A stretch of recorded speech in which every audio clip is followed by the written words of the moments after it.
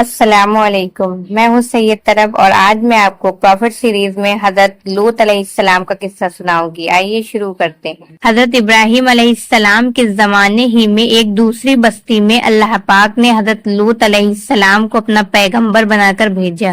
حضرت لوط علیہ السلام کی قوم کے لوگ بڑی بے شرمی کے کام کیا کرتے تھے، چوری، ڈاکہ زنی وغیرہ۔ حضرت لوط علیہ السلام نے بار بار سمجھایا کہ تم ایسی بے شرمی کے کام کیوں کرتے ہو جو تم سے پہلے دنیا میں کسی نے نہیں کیے۔ تم عورتوں کو چھوڑ کر لڑکوں سے بے شرمی کی باتیں کرتے ہو۔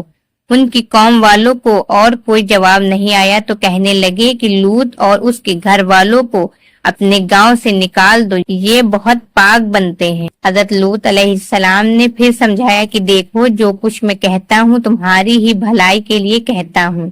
میں تم سے یہ نہیں کہتا کہ جو کچھ میں تم کو نصیحت کرتا ہوں اس کے بدلے میں مجھ کو کوئی پیسہ یا مزدوری دو، بلکہ اس کا بدلہ تو مجھ کو اللہ تعالیٰ دیں گے۔ حضرت لوط علیہ السلام کی نصیحت کا ان پر کوئی اثر نہ ہوا اور کہنے لگے کہ جس عذاب سے تو ہم کو ڈراتا ہے، اگر تو سچا ہے تو ایک دن اس عذاب کو ہم پر لے آ۔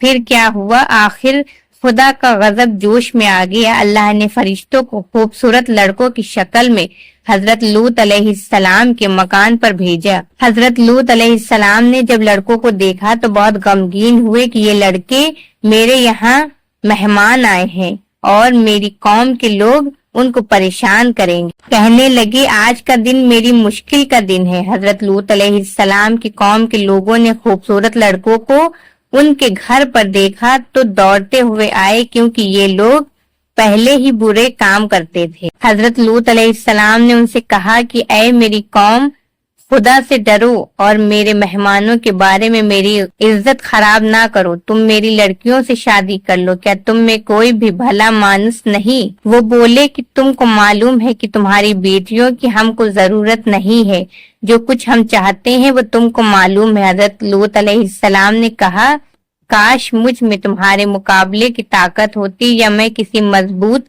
قلعے میں ہوتا۔ فرشتے جو خوبصورت لڑکوں کی شکل میں آئے تھے انہوں نے حضرت لوط علیہ السلام کو اتنا غمگین دیکھا تو کہا اے لوط علیہ السلام، ہم تمہارے رب کی طرف سے بھیجے ہوئے فرشتے ہیں، یہ لوگ آپ تک ہرگز نہیں پہنچ سکتے۔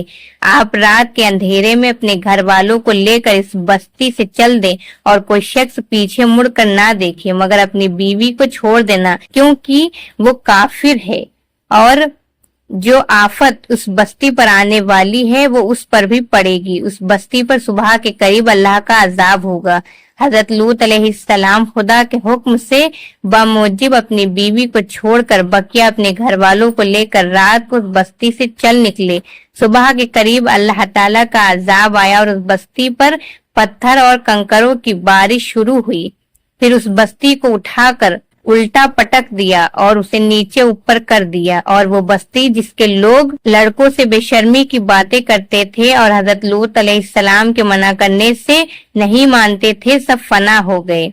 یہ تو تھی ان کی دنیا میں خرابی، اور دوزخ کا عذاب اللہ تعالیٰ کے یہاں جا کر ملے گا، وہ علیحدہ۔